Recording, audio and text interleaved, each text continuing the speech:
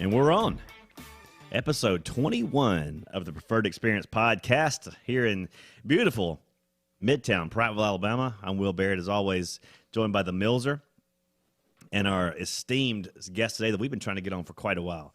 He keeps ducking us, but we finally pinned him down today, and he's here with us today with some really cool stories. He is the commander of the 908th Security Forces of Maxwell Air Force Base, Lieutenant Colonel Scott Graves.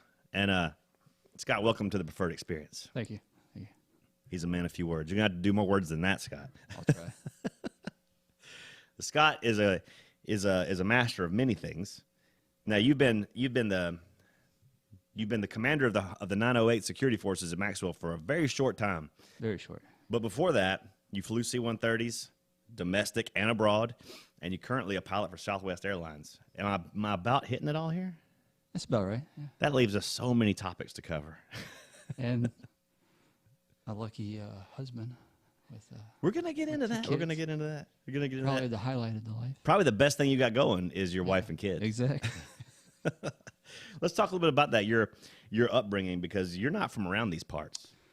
No, I'm not. I was born in Texas. My dad's from Birmingham, and went to school in Tuscaloosa. University of Alabama at University Tuscaloosa? of Alabama. Yeah, we refer to that as University of West Vance. Back in the BS. In the BS? Before Saban. Before, okay. The dark ages. The dark, Yes. the darkened times. Yes.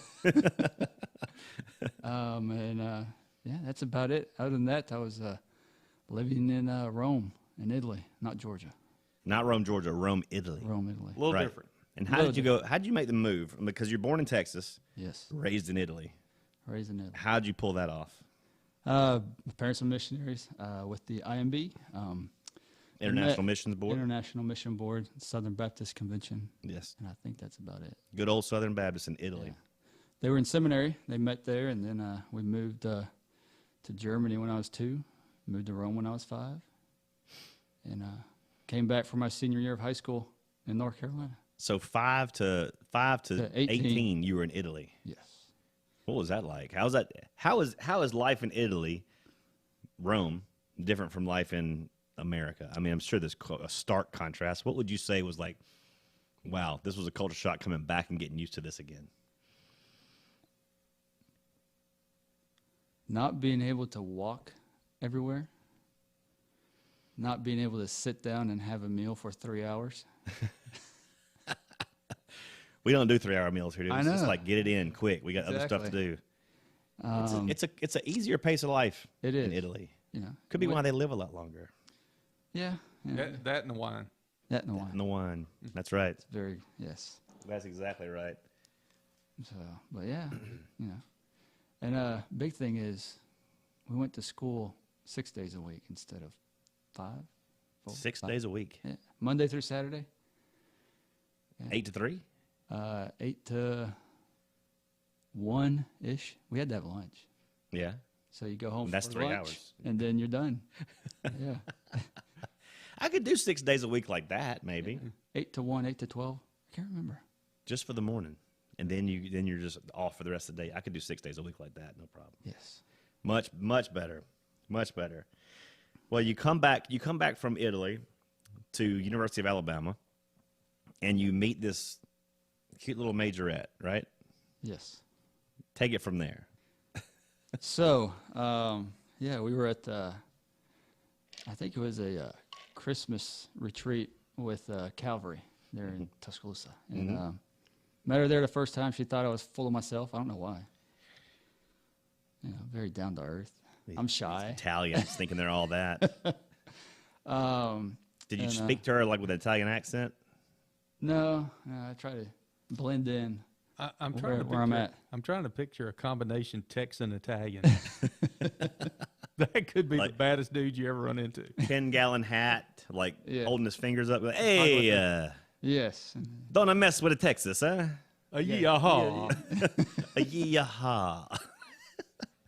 There's that rabbit hole. Yeah. Well, you were there 13 years. I'm sure you developed Yes. an Italian accent of Oh sorts. yes. No. It doesn't show now. It does not. Thankful. Well. Actually, it did show up this morning when you said espresso. Oh yes, espresso. Espresso. It's not. Yes. It's beautiful. There's no X in it. You know. Right. Not espresso. Or Contrary to modern Southern belief. bruschetta. There's You trying to say bruschetta? bruschetta. Yeah. You know that toasted bread with With the tomatoes on it. with the tomatoes. Maters, man. Come on. We got the tomatoes on it and that little vinegar sauce on it. It's good. Oh man. But yeah, so we met and we were friends for a whole year, trying to go back and forth. I like you, I don't like you. You like me, I don't like you. Whatever.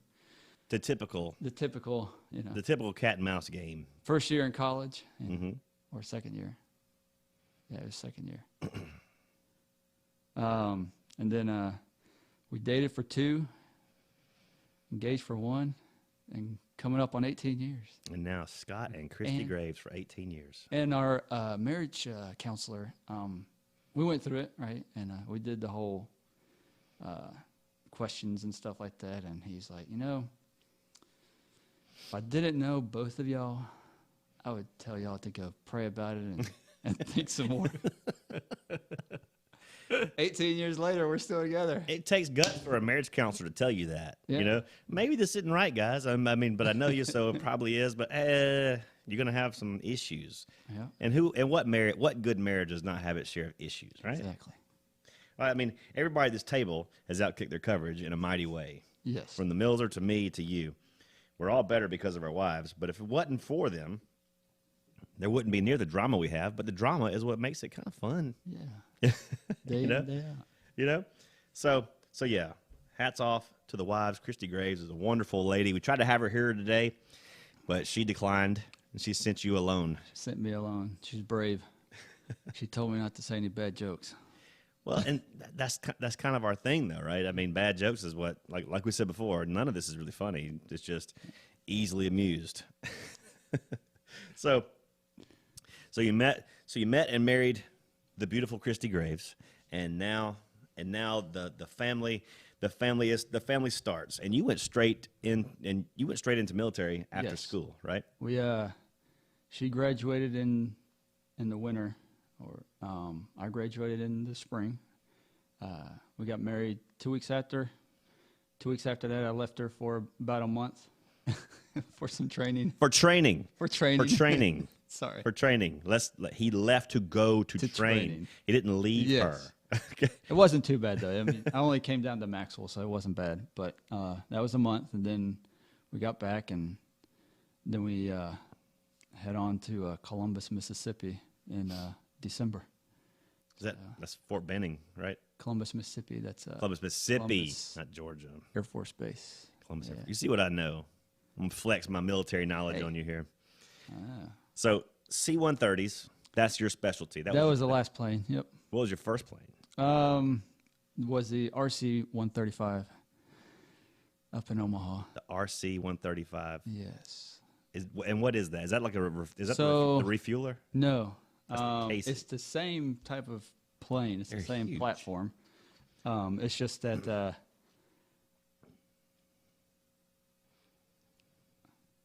do I say this or not? I don't know, man. Is this a secret? Is this No, it's not. It's like, just give me the high sign. Just give me the high sign. I can mark where I need to go. Oh, back and no. edit. I just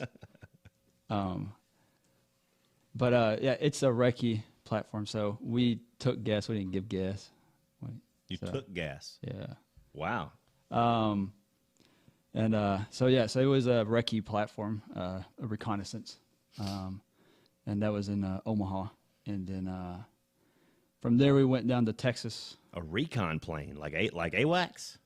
So yes and no. The AWACS is more of a air battle management.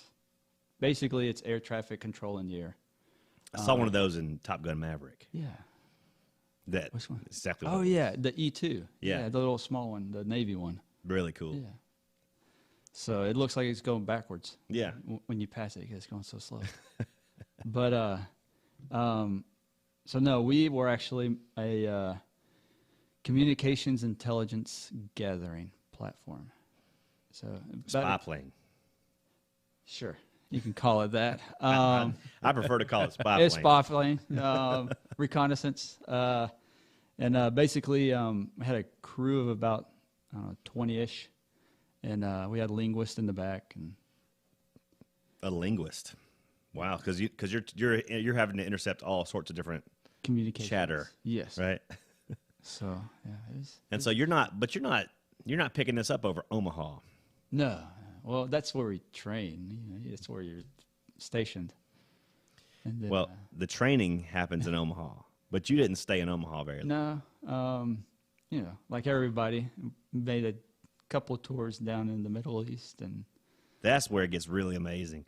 Like you've got a young married couple, just newlyweds, starting out the life together. How many years was it before you actually were overseas? about a year and a half. Wow. So 18 months. Ish. 18 months, wedded bliss. Or 2 years. Because this about what year is this that this is all? The first trip was November 2007. 2007. So pretty much the operations going on in the desert at this time in Iraq, Iran, Afghanistan, Kuwait. It's all Air Force, right? For the most, a lot of Air Force. So if you're a pilot, yeah, you've been there. You've been there. You've been there, and that's got to be a super challenge on a family unit. What was it like? What was it like having to deal with that the first time? So the first time was interesting. I mean, we didn't have kids until 5 years of marriage, close to 6. So the first 3.5 years when we were in Omaha, it was just us two. And back then, the tempo was a lot bigger. Was a lot. There's a lot more. So with our plane, we were going 2 months on, 2 months off, 2 months on, 2 months off. And so I did a couple of those, and then I had one break, so I was home for 4 months instead of 2. And Christy was like, at month 2.5, she was like, "Aren't you leaving yet?" When are you going back? Why are you still here? I'm like, I don't know. Because I love you. Because I love you. Yeah, exactly. Is that okay? I love you. It'd be better if you were there. That. I can hear her saying something like that, and then immediately regretting it when you go. Yes, exactly. So that was about it. It was did 3 there, then 1 to Japan. Japan. See, I didn't know we were even in a war with Japan until, we stopped that in the 40s, right? We did. But would y'all try to go over there and start it back up again? No. We, because it was a reconnaissance platform. We were also, and I didn't know this. I learned this once I was in, that the Taliban was also down over on that side. They also have stuff over there. In Japan? Not in Japan, but in the East. Yeah. Far East. Yeah. Wow. Asian Taliban. I don't know. Something like that. That is wild. It kind of gives you a sense of the network of these terrorists, of these horrible people that we're trying to stop. It's not just in Afghanistan. It's everywhere. Yeah. That's why we have to have this global peacekeeping group, right? I mean, people struggle with the fact that, other countries don't have Air Force bases in other countries. Why do we have it? Well, do you like to walk to the mailbox and feel safe? You can thank the U.S. Air Force for that. We're everywhere. A global force for good, or is that the Navy? The Navy? I think that might be the Navy. Yeah, that's the Navy. They're everywhere too. But we have to. We gotta have everybody. We have to be. Otherwise the world descends into chaos. Mm-hmm. But so, and I guess I don't know if this is even okay, but you told us some pretty wild stories of things that you've experienced. Particularly one that made the hair on the back of my neck stand up in Kuwait. I don't even know if you can talk about that. Oh no, that one, that. You scared me talking about that. I think that was an interesting one. But the flight right before that one was actually even more interesting. So, you know, Murphy's Law, right? Murphy's Law is going to always happen. Mm-hmm. So there I am, and there's a pilot talk. So Anything there I that- was. Yeah. Murphy's Law is anything that can go wrong will go wrong. Yes, exactly. So I had just upgraded to the left seat in the 135. Which is? To the pilot in command. Sorry. Okay. So you have your co-pilots in the right seat, and then the pilot in command is in the left seat. Or if you're on the airline side, it's the first officer and captain. So to put it in the roadway terms, you're no longer riding a shotgun, you're Yes. driving. I'm in charge of the 20 people in the back and the plane Okay. and getting it there safely and back and all that. Okay, so you're daddy now. Yeah, so I'm supposed to have my big boy pants on and be in charge of these people, and you know. But yeah, so did the upgrade in Omaha, and then we were supposed to go to Texas, Del Rio, and I asked to go on one last trip before I left because I was like, hey, I did all this work. I want to at least have one trip being in command, and so I was able to do that. And the first flight, being the guy in command anytime, because when you're in training, you're not really in command. You still got the instructor. Mm-hmm. So my first flight as the PIC, the pilot in command, was downrange. It's like, here you go, welcome. So it was the first flight. Our usual flights were 12 and a half hours. We would take off, go get some gas, go orbit, and then come back. And so we take off. It's all fine. We go take our gas. Takes about 30 minutes to take the gas. It's about 85,000 pounds of fuel, depending on time of the year. It's a lot of gas. It's a lot of gas. But so we took it, and right as we got our disconnect from the tanker, the nav starts getting soaked in JP8. We're like, what? Oh, What is JPA? it's jet fuel. Not good. So, yeah. Because so where you put the boom is right above basically where the nav sits, and so you got the manifold, and then it goes into the tanks. But so we take the gas, and then we did our disconnect, and right as we're about to get into Afghan Internet Airspace, the nav is soaked in JP8, and there's fuel on the floor and everything, and we're like, oh man, so Not good. not good. Nobody's smoking right now. No, exactly. So yeah, we just get into the airspace and make a U-turn and fly. I think it was like 2.5 hours back to Southwest Asia, where they just had the World Cup. But we're not there. Right? No. No. Don't even know how to say that country's name. So that was 2.5 hours, 3 hours back on oxygen mask, not using electrical trim because you don't want to do that. No sparks. No sparks, no nothing. So it was actually flying a plane, being a pilot. It was fun. It was neat, but it was first flight ever, and I'm like, this happens. That's nuts, dude.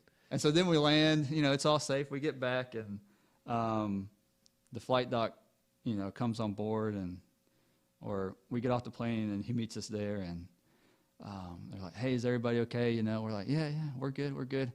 And there's always one guy, right? There's always one guy, and he's like, "Well, doc, I got this rash on my hands, but it's not from the JP8." It's like, I'm not the doc for that. Yep.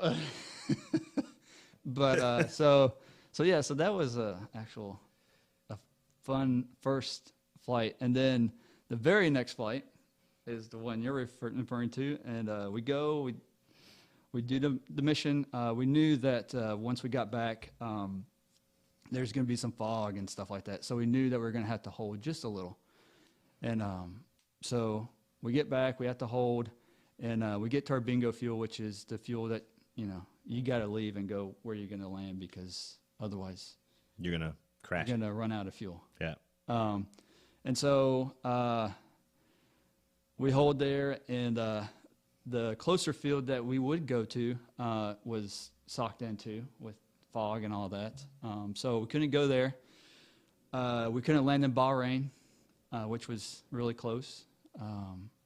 And so we had to go all the way up to Kuwait. And remember that you have sensitive information on deck at this point. Yeah, You're a reconnaissance it's outfit. reconnaissance. So you've got very privileged classified information that nobody can have. No, and I don't even know. I closed the door. I don't want to know. And you've been told expressly, you either bring this plane home or you crash it.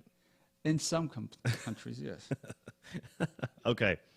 But here, no. Here, it's okay. But so the only base that we were going to go to up in Kuwait, the runway was not wide enough for a wingspan. So we had to go to Kuwait International, just a regular airport, which is fine because all the other American planes were going there, and NATO and all that. But this was the first time that our plane had actually landed there.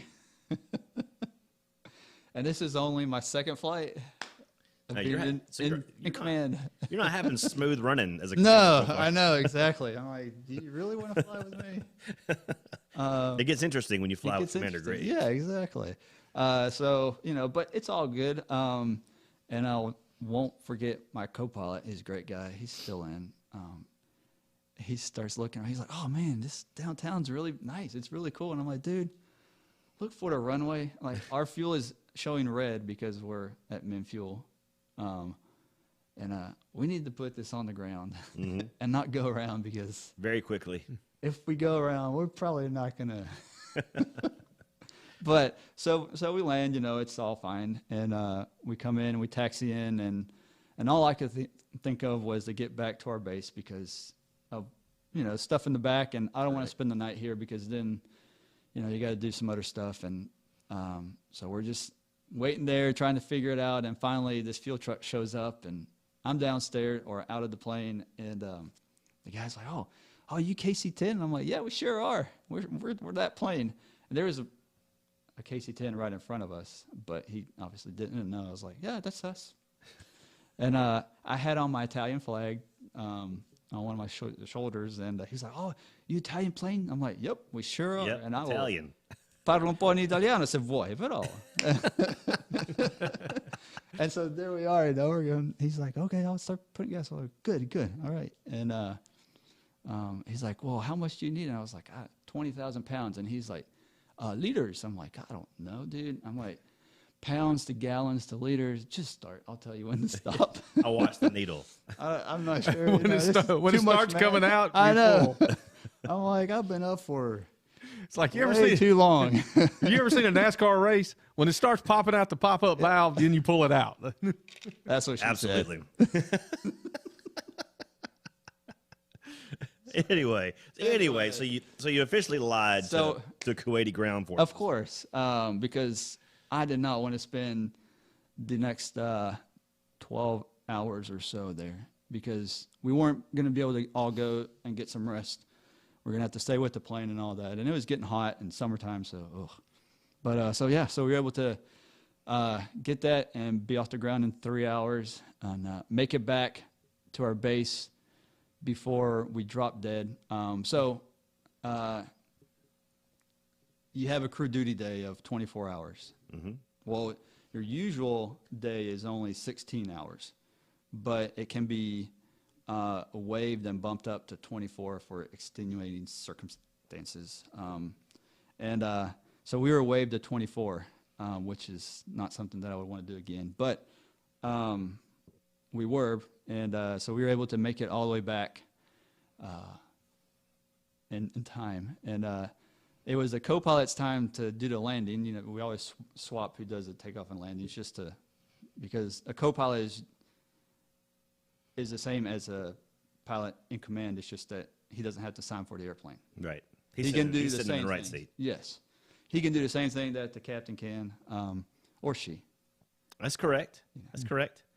He, she, or yeah. he, she. So as we're going back to our other base, I was like, hey, why don't you, rest your eyes, take a quick nap so that you can be nice and rested for the landing.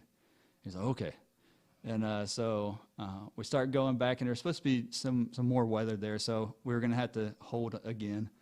But then we found out that it cleared up, so now we're too heavy.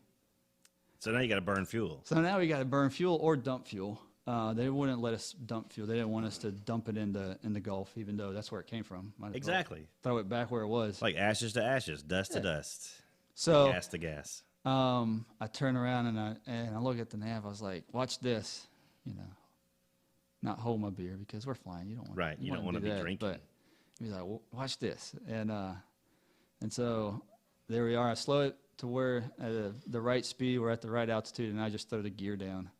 And it's loud, and abrupt, and I never seen the guy jump so high in my life like that. He's like, what? I'm like, it's okay. It's just I'm wheels. sorry. It's just wheels, bro. It's fine. I'm sorry. But, So, yeah. So you're comfortable enough out there just to just play jokes on people in mid-flight. Like, I would be freaking out. Like, I'd be the co-pilot. I'd lose my junk. And this is a professional pilot. I mean, I imagine like the linguist in the back is losing it at that point. Probably, because they really can't see anything. They don't have windows. They just have loud sounds outside their hull. So talk about the linguist. This is funny for us. Again, we'd like to play around. You're with the same crew for a while. Mm-hmm. But the linguists are young. They're like 18-year-olds. Some of them. They're like right out of basic and stuff. So, they're 18, 20 at most. And some of them are on their first flight in their whole life. And so they would come up. So we would have them come up when we went up to take gas, because it's pretty neat to see, another plane 12 feet in front of you that puts a boom on top of your plane. Mm-hmm. And now you're passing gas. You're delivering the mechanism. I gas, thought Chrissy told you about this. Yes, I'm sorry.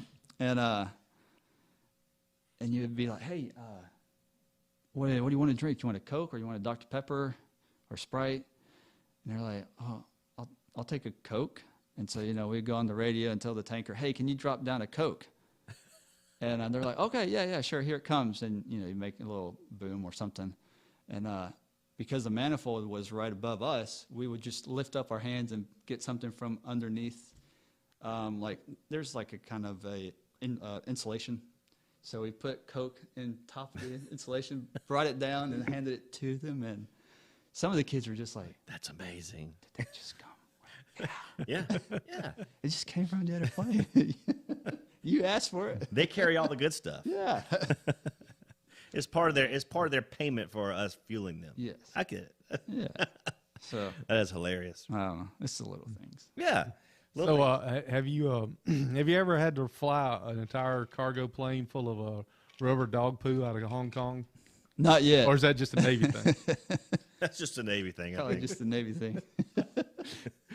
But speaking of which, bad joke, but anyway, you see in the movies about the old Air Force versus Navy pilot, rivalry. Is that real, or is it Yes. more exaggerated? So is it Yes. worse or less than what the movies portray? And this is just Top Gun. The first one was great. Iron Eagle. Iron Eagle, Doug Masters. Yeah, It's Yep. terrible. What? What? Stop. Come on Stop. now. Stop. Terrible is such a strong word Are here. you trying to tell me Iron Eagle, what? 1, 2, 3, 4. You're trying to tell me that an 18-year-old kid cannot take down the entire Iranian Air Force? While you only using a tape recorder? Yep. The tape recorder and Chappie Sinclair? Yeah. I found it to be quite true to life. Anyway, It might be. but that's my opinion. I didn't live the life. But the new Top Gun Maverick, Yes. some people are like, oh, there's no way. I'm like, no, we are that stupid. Or that immature at times. Yeah. Well, you got to have some kind of fun. I mean, Yes. it's the top aviators in the world. So, and yeah, we're it's fun. There's no was there any like I don't know, the Air Force guys play volleyball a lot and They do pickleball, I think. Pickleball. they play offense, defense, football together. I've never experienced that, but yeah. I could see pickleball being a thing though. Yeah. All right, so so we're hitting on this your military flying experience, and it carried on for several years and several stories. Yes. But in the process, you and Christy, you're still married. She's still at home. We are. And you're thinking, okay, now it's time to start a family here. And your family start is not standard. No. It's a little different from the normal process, and I think it's just one of the coolest things ever. So, you mind telling us a little bit about how Sure. the girls came into your life? So it really kind of started right before we got engaged. I just taken her back to Rome for the first time to see where I grew up, and played some jokes on her there. Of course. Another rabbit hole, but we'll leave it for another time, I guess. We can circle back. We can circle back. We can get Saki that one. Yes. And so we come back, and we get back to the States, and she has to go in for an emergency appendix surgery. And while they're in there, the doc finds out, sees some other spots and stuff, and so Yeah. so we find some stuff out. But Some irregularities. yes, and so at that point we kind of knew that we were going to go through some stuff, and she was like, and we had gone down to her parents' house because I needed to ask her dad if I could marry her, and then she goes to the hospital. I'm like, take going. So Always wanting the spotlight. I know, always wanting the spotlight. God's got a plan. We'll figure it out, But so we got married, and we knew that we were going to have to go through some treatments and the infertility stuff and all that. So we went through a bunch of it for 5 years, did all this stuff. And then in the end, our doc was, I guess these doctors see it so often that to them it's just like, we'll try it again, we'll do it again, we'll do, whatever. It's like, no, hold up a second. This is a lot of emotional toll. It's painful. Emotionally. Emotionally, physically, and financially. Yes. It's not that It ain't cheap. No, not at all.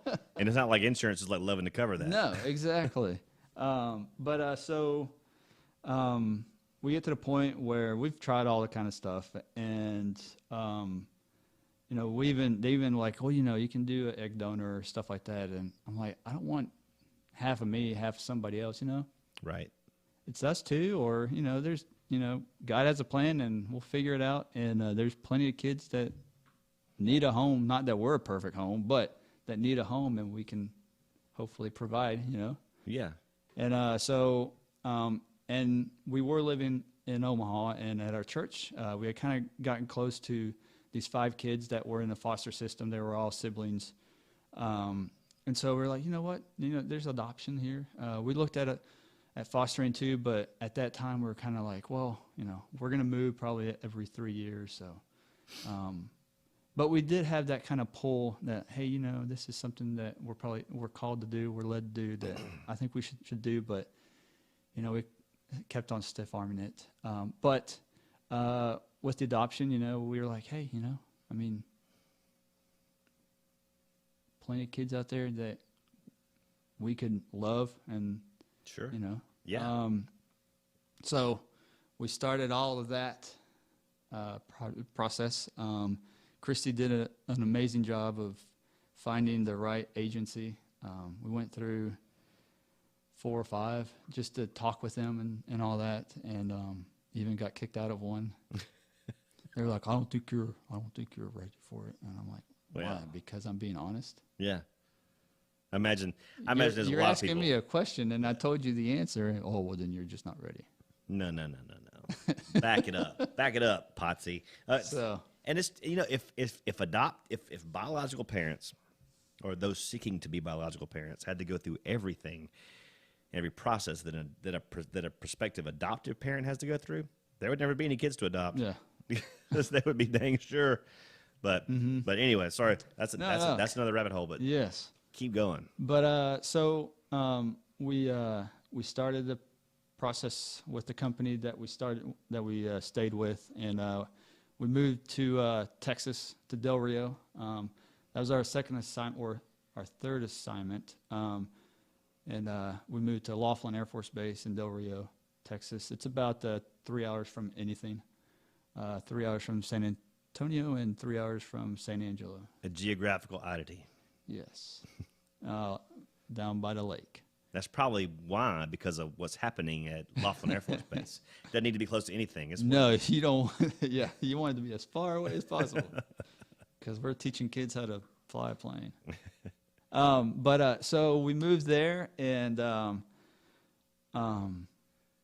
about to leave for a 3-day just a cross country with another pilot, and our plane was broke, and so we were taking off late, so we're holding short of the runway, and I had forgotten to turn my phone off, like you're supposed to turn your phone off, right? Not even airplane mode? Not even in airplane mode, so I forgot to turn it off, and my phone kept on blowing up, and I was like, geez. So I just kept on silencing it. I didn't look at it, And then finally we get our clearance for takeoff, and we're about to get onto the runway, and then Tower calls and says, hey, your takeoff clearance is canceled. Go back to Chalks and go into the squadron. And we're like, well, what did we do wrong? Oops. It's my phone, right? I'm sorry about the phone. I'll turn it off the next time. Yeah, how the stewardess will play that joke on the airline and goes, all right, there's 3 people with their phones still on. Like they got something to actually monitor how many phones. You're sitting there going, do they really have that? I fell for that once. I really did. I was like, oh, crap. You called me. You in 17C, I know you have it on. Oh. You're right, actually. Right. We all have it on still. So we go back, we pull in the Chalks and everything, and finally I pull my phone out, I look at it, and I'm like, Christy called like a gazillion times. I didn't know. But, I needed to go back to the squadron, so I walk in the squadron, and my boss like, hey, Graves, you need to call your wife. And, oh, by the way, we had just gotten there, so I had only been there barely a month, so now I have my commander like, she's calling everybody. yes, and I'm like, what? So basically, the entire military just shut down because your wife was trying to call you on the phone. She got you grounded. She got me grounded. And so Clipping those wings. I call her. I'm like, hey, Chrissy, you okay? She's like, well, yeah, but do you want to be a dad? I was like, well, yeah. Okay, well, they're going to fly your daughter in on Sunday, and this is Friday. What? I'm like, huh? Come again? And she was like, yeah, Melissa, our caseworker, she called, and she said that they had this baby girl, and they needed an answer by 3, but you were supposed to be flying and supposed to be somewhere up near Denver, and I didn't know, and I just said yes, and I was like, okay. That's always how it happens. That's fine. You wait and wait and wait and wait, and then bam, you got to go right now. Yeah. And so I was like, all right. She said, so I just told her yes. And they're flying her in on Sunday. I was like, okay. Just so you know. All right. You're dad. So, I can fly up to Dallas and just pick her up. She's like, no, they're flying her here. I was like, okay. Okay. All right. So. She was already out for delivery. Yep. It's like, yeah, expect your package by Sunday. Yep. So. That's amazing. So on Sunday afternoon, I think it was around 4:00, Colgan Air flew into Del Rio, and Elena, 6 weeks old. Wow. The caseworker brought her in, and she was like, here you go. And we're like, okay, so, Bye. I mean, we have an extra room for you to stay here. She's like, oh no, I've already got a hotel room. She's your kid now. Yeah. I'm like, do you not want to like Sign here. check or anything? Oh no, you're good. I'm like, all right, I guess we're parents. Yeah. It really is an Amazon delivery. Typically, yeah, truly an Amazon delivery. So Elena, yeah. so Elena Graves So Elena Graves comes to join the family. at 6 weeks old, 6 and now weeks. she's 12. 12 years old, and tonight she's going on her first dance. wow. Oh. So you got So we know we hear air recon flying over. We know what's Yeah, we know what's going on. that's Lieutenant Colonel Graves just checking out the Just scene. checking out. Everything's fine. We're good, Everybody we're proceed. Maybe you could just fly one of those low-level spy balloons over. Yeah. You know, we've gotten used to those here lately. I know. I got some helium. Yeah. So Elena came first, and then Hazel Then came Hazel, not 6 far behind. weeks. Oh, not 6 weeks. Sorry, 6 years Yeah. later on. It just so happened to be 6 years. Yeah. So with Hazel too, I had my good deal in the Air Force. I was able to spend a month in Pisa with the Italians there. That's where they got that leaning tower, right? Yeah, it leans a little bit. You know, it's still there, Yeah. but it hasn't fallen yet. They figured out how to balance it out. But right before we left to go there for a month, our caseworker calls again and is like, hey, this birth mom, it's a long story, but she had her baby premature, you know. And can we show her your book? And we're like, sure, why not, you know? And so we're like, well, do we need to leave? Do we need to stay here in the States? I mean, we can cancel the orders and stay here. Oh, no, just go. It's fine. Okay. And so then we come back, and Hazel is 6 weeks old by that time. And so we make our first trip from Tucson back to Fort Worth and meet Hazel for the first time. She's in the NICU. Yeah. And she was in the NICU for like 10 weeks. Wow, because of prematurity. 10 weeks. And so the first time it was just me and Christy. And we went into the NICU and just held her, and it was awesome. And then the second time we brought Elena down, and she was all excited and everything. And Elena by that time she was about to turn, she was Had to be about 6, right? about to turn 6. Yeah, September. So 9/11 is her birthday. So it's No biggie. no biggie. So she was 5, about to be 6. Get pumped up on 9/11. Yeah, I know. It's an awesome day for me. Yeah. But also, yeah, that's another rabbit hole. But We're gonna hit that too, so don't Yeah. lose that. So that was about a year before the second. So the second trip back to Texas with her to see Hazel. She's still in the NICU. Chrissy went behind the glass to get her, and but she couldn't go because she's a kid, so they won't let her go into the hospital, in that part of the hospital. And so we had this watch behind the glass, but I had her, and she was all excited and everything, and she saw her, she touched the glass, smiled, and then as we're walking away, I see her, she's kind of pouting, and I'm like, Elena, what's wrong? Well, she's not as brown as I am, and her hair's not as curly as mine. And I'm like, bless your heart. Give it time. I'm like, sweetie, she is 8 weeks old. It's July. You've been in the sun for 2 months. You've got your nice copper tone. Mm-hmm. And she's a newborn. She doesn't have any hair yet. Oh, so she's going to be as brown as me and as curly hair? I'm like, yeah. Oh, okay.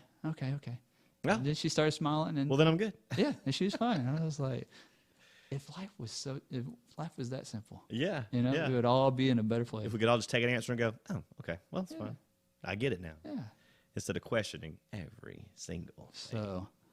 So Hazel was in the NICU for about 10 weeks, and then we were able to take her home to Tucson, Arizona. Awesome. So family of four. Family of four. Family of four. And the adoption stories always, they never get old to me because when you can, I can attest to this, I know you can too.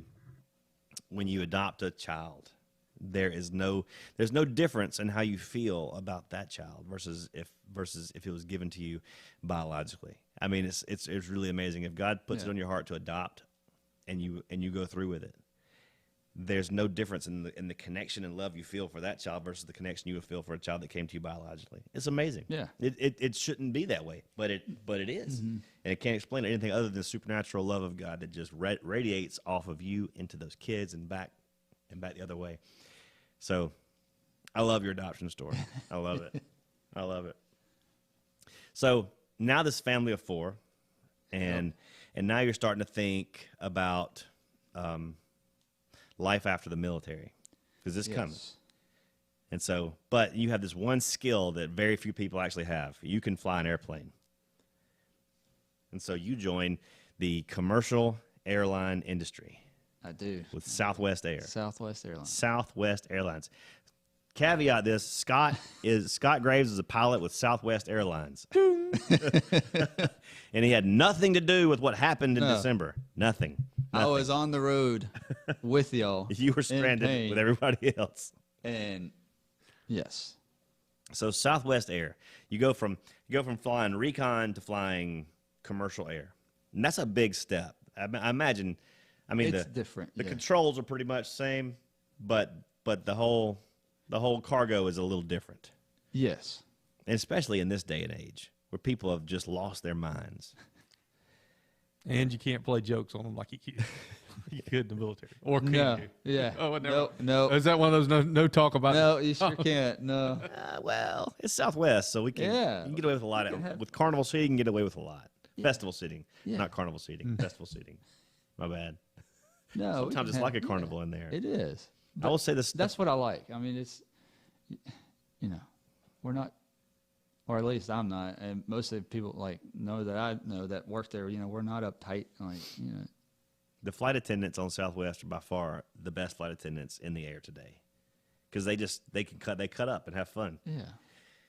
Those stuffy Delta flight attendants, but I'm not going to talk bad about Delta, but I might talk bad about United. I don't like them, but Southwest, even though they were slightly discourteous to us in December, Southwest is still the best airline out there to me. And I've never had the privilege of flying on a Southwest plane piloted by Scott Graves. I know, not yet. Not yet. I'm looking forward to it one day. Definitely. But some of the stuff people are doing in the air now are just crazy. I was reading the story that happened on a Delta airline, on a Delta flight not too long ago. It was just a 2-hour domestic flight, and this woman had a mental breakdown on the flight and tried to open the cabin door. And which you really can't open that in flight, can you? No. Unless you're like Thor, a son of Odin or something like that. They had to duct tape this lady to the seat, like duct taped her. I don't know if you can actually do that, but like in a pinch, you do what you got to do. It. Yep. She's duct taped to the seat, and her mouth is duct taped. And this is I'm seeing the video. They've landed the plane. They're on the runway, and she's just duct taped, like straight jacket duct tape. Like, does that happen frequently? No. But episodes with passengers. Yeah, there's episodes. I mean, but a lot of times,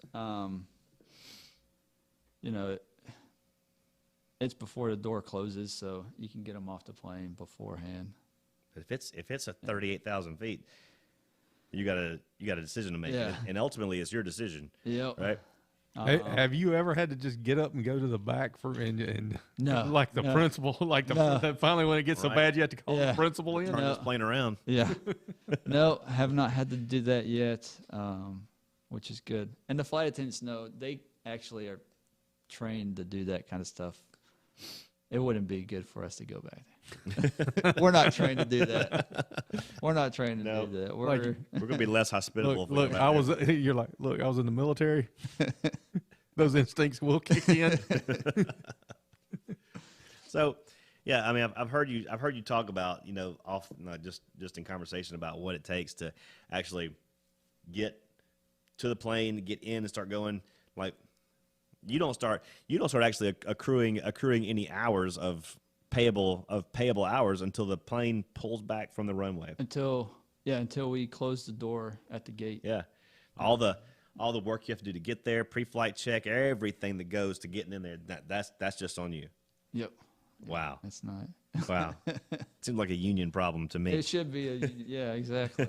I know. Yeah. We are going through a new contract. We should probably put that in. Yeah. Yeah. I need mileage. I need per diem. Yep. I need all this getting to the plane, because it's not like you just teleport into the seat. Nope. But you've been to airports all over this country, and some of these airports are kind of strange, like Denver International. People want to say Denver International is like an Illuminati headquarters, like some kind of crazy stuff. There's all this kind of satanic imagery on the walls and stuff. You've been there. Do you see that? I'll have to watch it and look at it next time. Look out for, like, Google, like, Denver International. It's a really, really, really bizarre place with, like, bizarre architecture and bizarre murals. And yes. Different architecture, yes. But you wouldn't think that would be like Denver. Denver's kind of milquetoast. Colorado. Well, they have legalized, so True. The minds could have expanded since. Yeah. You know what I see, man? Right here on this wall, that's what we can do. Yeah. So that's that's legal in Colorado, but not on an airline. No. In Colorado. Yeah. So obviously you love to fly. It's in your blood. Yes. You've done it most of your professional life. Well, all of your professional life. Yeah, all my professional life. Yep. But recently you decided to make a transition away from the cockpit on the military side. And that was probably a hard decision for you. Yes and no. The last deployment last year kind of helped me just be like, all right, I'm good. I've checked all the boxes that I wanted. And yeah. So this was strange because most you made the transition to become the commander of the 908 security forces at Maxwell. That's the first time they've hired what they would call, quote, a flyboy for this role. Sure was. It's not normally this is a role a law officer takes, like a police officer takes, but this time they went a different direction. They wanted because they didn't need exactly a cop in that role, they needed a leader in that role, and they chose you. And you chose and talk about why you decided to make that transition. It's family, and it's really what's made mine and Christy's decisions in the past. It was all about our family, the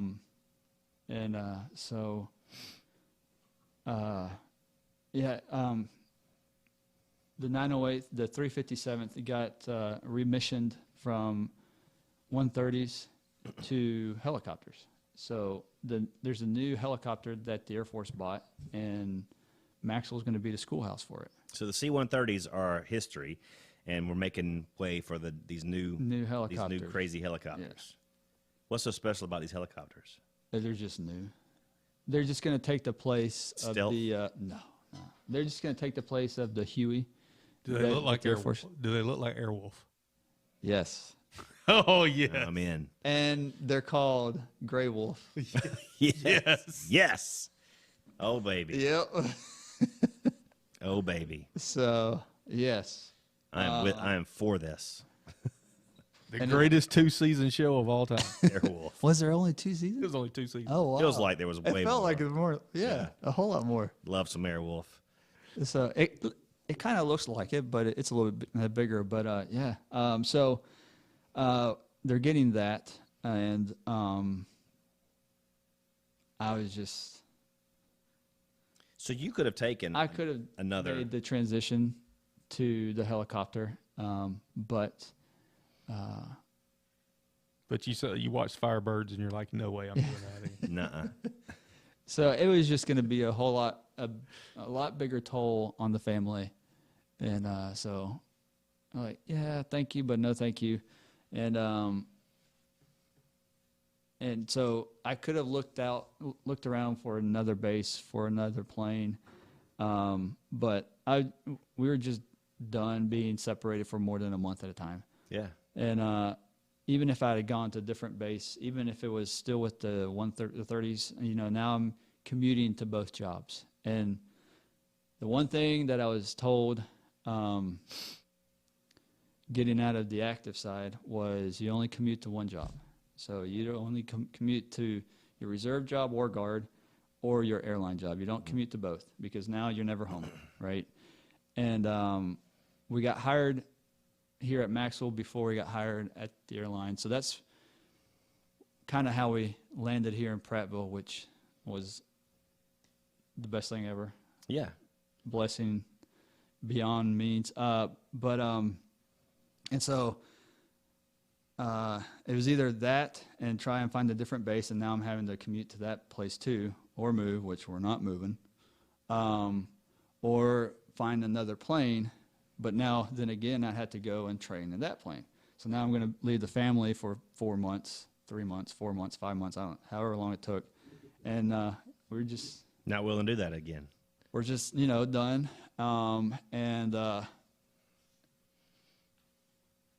And anybody will tell you, and if they don't, they're probably not telling the truth, but leaving the active military, coming to the reserve, or just leaving it completely, there's always going to be that void of the camaraderie. Right. It's just different. I don't know how to explain it, but that being said, moving here to Prattville, you always hear about the camaraderie is going to be, you're not going to be able, it's just different. And you won't be able to find what you had on the active side. And, well, you know what? That's not true. Because I can talk for Christy and I can't talk for anybody else, but for Christy and I, we got here to Prattville, and, I found that camaraderie. So, with our civilian friends. Right. Civilians ought to party too, I know, exactly. But it's I see it is hard to make that transition and to feel the camaraderie, but I thank God that we found the group of friends where that camaraderie is there. So. Absolutely. There's a whole lot to be said about that. And now with you taking over as the commander of the 908 Security Forces at Maxwell, you'll be able to retire there, right? Yes. That's the plan. That's the plan. But taking over as like what I call the top cop is a steep learning curve there. I'm sure from what you've been doing to what you're doing now. I watch all the Police Academy movies, and every time I see Commandant Lassard, I think about you now. It's like, I wonder if he's having to deal with a Bobcat Goldthwait type character, Mahoney. Well, I come from a law enforcement family, so yes, correct. When he says something like that, I see Alfred Wadsworth. Yeah, that's right. That's right. And Barney Fife. A Pfeiffer. One bullet in the pocket, just in case. Well, man, it's been pretty awesome having this conversation. We've been trying to get you into the preferred experience for several weeks now. We keep missing each other. I know. But glad we got to connect today. Yeah. There's a couple more things I wanted to ask you too. Yeah, I got a couple. I got a specifically security questions when it comes to the president coming in. Because I heard the story from a friend of mine who owns a bunch of property. His family owns a bunch of property along I-65 on the flight, the plane right there. And his dad used to live on a trailer right down by the river. And I think it was Clinton was coming into Maxwell on that line.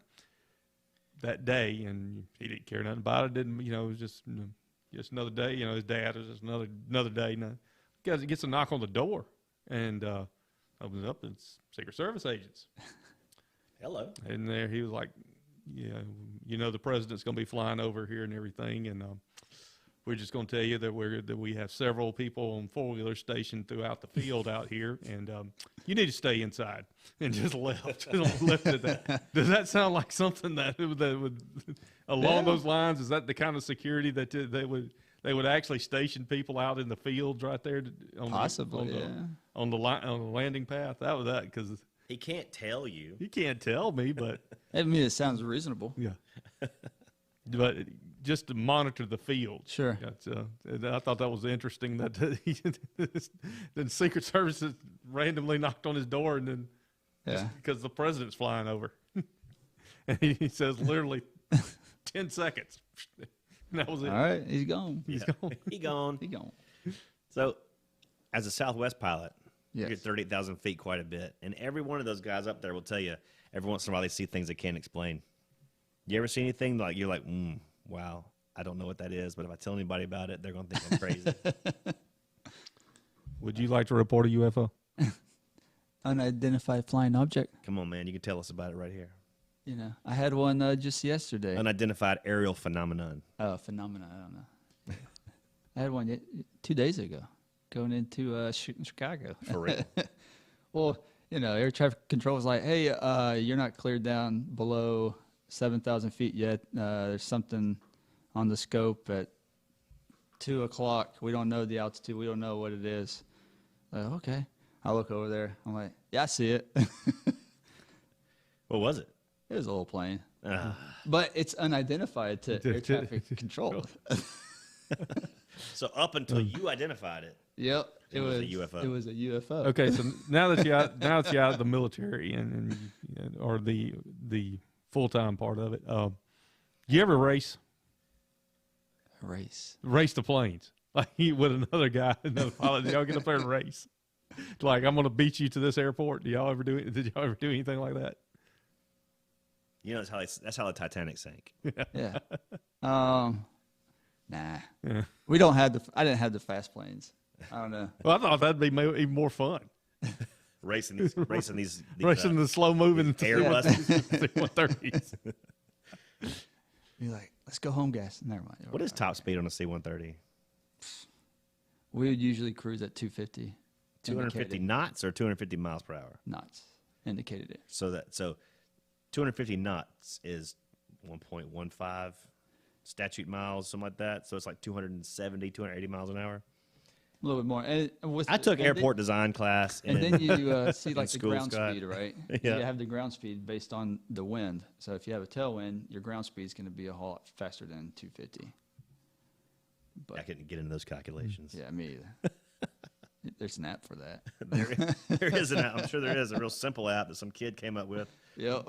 But I will admit now, because hopefully the statute of limitations is over, and now that I know y'all were at 300 feet, you informed me that when out there in Booth, where we used to be in the flight path of the C-130s, and you informed me it was the low altitude. Mm-hmm. I wondered why they would just scraping the trees coming right over the top of our house all the time. Back when I was a kid. I shot at him with a Red Ryder BB gun, but knowing that they were 300 feet, I doubt he even came close. Yeah.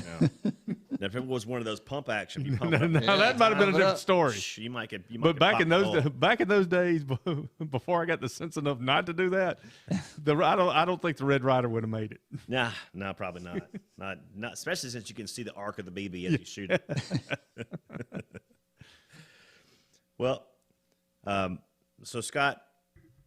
You've done the military thing, you've done the commercial pilot thing, you've done the adoption thing, and now you are doing the foster thing too.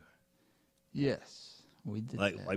You just enjoy a challenge. Is that what this is? I guess so. You can't stop. We can't stop. No, that was more of like I talked about in Omaha. We grew close to these foster kids. Yeah, and we just felt like it was something that we were supposed to do. And we kind of stiffed arm. We're like, oh yeah, no, we're, hey God, we move every 3 years. It's not, and then so, we're here now. We bought a house. We're not moving, and so here comes the tug again, and it's like, all right, yes sir, yes God, here we come. Yeah. So we found a company that we really liked, and was kind of part of my extended side of the family, and we went through the classes, 10 weeks classes. 10 weeks, and then they plop a foster kid down in your lap. And then 4 weeks later, they're like, hey, we have a 15-month-old kiddo that needs a home. We're like, oh, we know what a 15-month. Yeah, sure. Easy peasy. They're all the same, right? Yeah, whatever.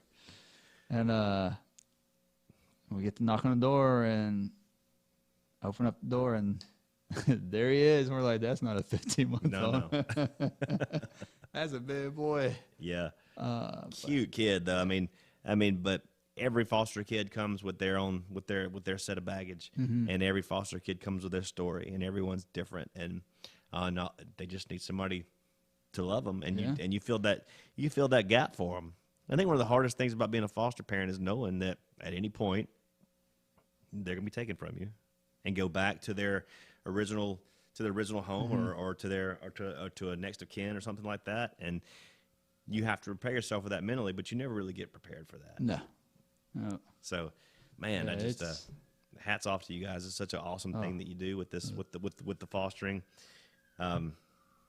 Wish more people were able to open their homes like that, but hey, the fact that you guys do it's not easy. It's not easy. It's not for everybody, but there's a need. Well, for sure. Right. And you got a mama bear at home that wants to take them all.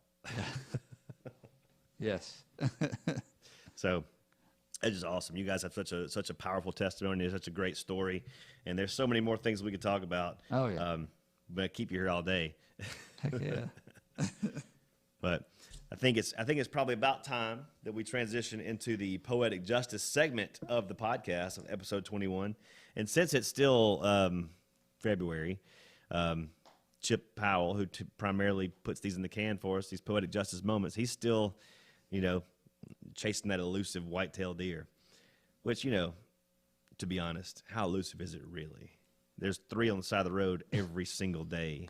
That's an elusive creature right there. Yeah, my dad hunted them every day, and he still called them hopped up goats. I just don't see the challenge. I mean, just hang out by the side of the road. They're going to pop up. Well, just quick, for instance, this morning, a neighbor of mine drove by the house on his way to work early, like at 4:30. He sends me a text. He goes, "Hey, there's three does laying beside your house inside the flower bed, just chilling." Then you can shoot him for trespassing. Yeah, I think exactly. Oh my God, he's coming right for me. It's right. I had no choice. It was him or me. So, and it was right underneath John Carter's bedroom window. So, I on the way driving into school this morning, I told John Carter. John Carter's my 7-year-old. I told him, "Hey, there was some deer sleeping under your window." He goes, "Really?" I go, "Yeah, there was." He goes, "I am the king of the jungle." Yeah, because all those deer hanging out in the jungle in Booth, Alabama. We got it twisted on a lot of things with the king of the jungle. Yeah, like the whole thing about the lion being the king of the jungle. The lion don't live in the jungle. No, the lion lives in the Sahara, in the desert in Africa. Anyway, we got that's another rabbit hole that just bugs me. Hey. Bugs the crap out of me. We'll do a grind our gears episode one day. We need to grind our gears episode. What's eating the preferred experience? We'll call it that. All right, well, let's go ahead and launch into this classic Poetic Justice moment. Welcome again to Poetic Justice with Lewis Mills and Chip Powell. Lewis, good to have you back in studio again. How you been doing? Thank you. It's good to be here. All right. Well, look, we're going to go ahead and we're going to turn the tables a little bit here. Every time we kind of try to bring something new and exciting to our audience here, worldwide. You know, it ain't just statewide anymore, Lewis. It's going international. Listen, I understand this is one of, you've picked this out. I don't know the artist. I don't know what it is, but it's one of your favorite poems. And I'm going to let you recite. I got it. You got this recited. I'm going to try to guess the name of the poem and the artist. So, all right, I'm going to put my thinking cap on. You go ahead with the poem, and I'll be thinking. All right. I got bodyguards. I got 2 big cars that definitely ain't the whack. I got a Lincoln Continental and a sunroof Cadillac. So after school, I take a dip in the pool, which really is the wall. I got a color TV so I can see the Knicks play basketball. Hear me talking about checkbooks, credit cards, more money than a sucker could ever spend. But I wouldn't give a sucker or a bum from the rucker not a dime till I've made it again. Wow. First of all, it took me a couple lines, but it came to me right after the Cadillac. I mean, that was the key in the whole poem. And I believe it's actually 3 poets on this thing. And rarely do we, have a poem that involves 3 guys, and Michael Anthony Wright, Guy Anthony O'Brien, and I believe Henry Lee Jackson. Of course, you and I know who that is, really. Well, that's why it's so long, though. Yeah, that too. But we'll have to tell you who the normal people, like Millzer and Will, they'll know the names. They're better known as Wonder Mike, Master G, and Big Bank Hank. Right. We all remember Big Bank Hank. He passed away, by the way, and we want condolences out to his family. I think it was 7 or 8, 9 years ago, but they were a part of a group called Sugar Hill Gang. 1979, this poem was called Rapper's Delight. It actually became a song, and it was the first hip-hop act to have a hit in the pop charts. Way back in 1979, what a great honor, but those 3 guys are just, they'll go down in history as really the first guys to put a poem together, turn it into a hit, and it actually is number 251 on the Rolling Stones magazine list of the 500 greatest songs of all time. Shakespeare didn't do it. Edgar Allan Poe, Emily Dickinson. None of those are our favorites. So we've got to put this. I understand how this is one of your favorites. It is. It's great people, and it's back in our era. It's our senior year. That's true. That's great. True. We got to. I used to know the whole thing. Right. But let's take the part, break it down real quick, the part that we actually, what I got out of it. I believe this may be Big Bank Hank's part, and I may be wrong. Could be Wonder Mike. Now, Master G, he was the lover guy. He was always talking about women. Big Bank Hank, the guy went out there and he made it happen. He did the rapping. He got the money. He got the cars, the Cadillacs. And, when he says he had a color TV so he could watch the Knicks playing basketball, who is not a New York Knicks fan? But big. Tell me what you get out of it, other than what I've said. The guy made money. He's spending cash, and just like you and I are today. Oh, he's just a fun guy. He's got the money. He's got the toys. I mean, life's good. There you go. Hey, listen, that'll wrap it up for this episode of Poetic Justice. Rappers Delight, Sugar Hill Gang. You gotta love them. Thanks for joining us.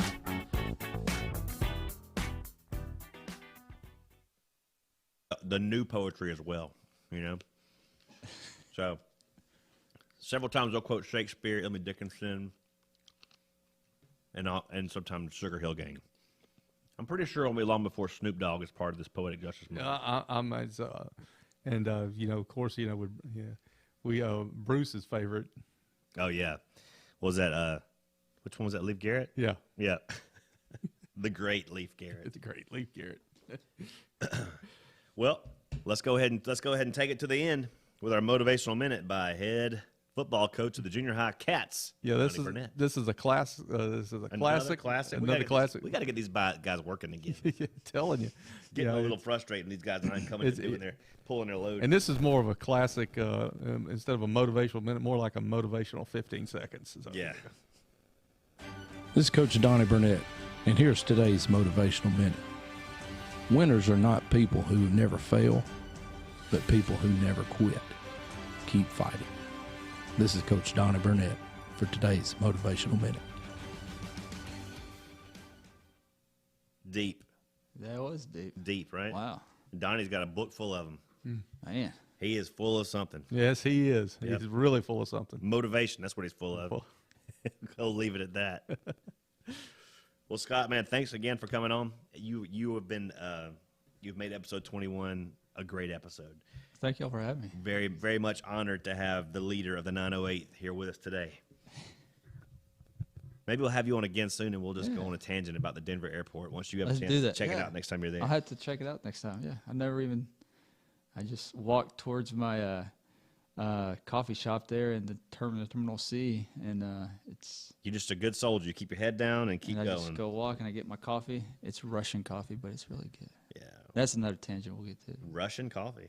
Yeah, it's delicious coffee. I don't know if you're allowed to have Russian coffee in I America know. right now. It's Denver. Maybe you can have Turkish coffee, but not Russian coffee. All right, that's going to wrap it up for episode 21 of the Preferred Experience podcast.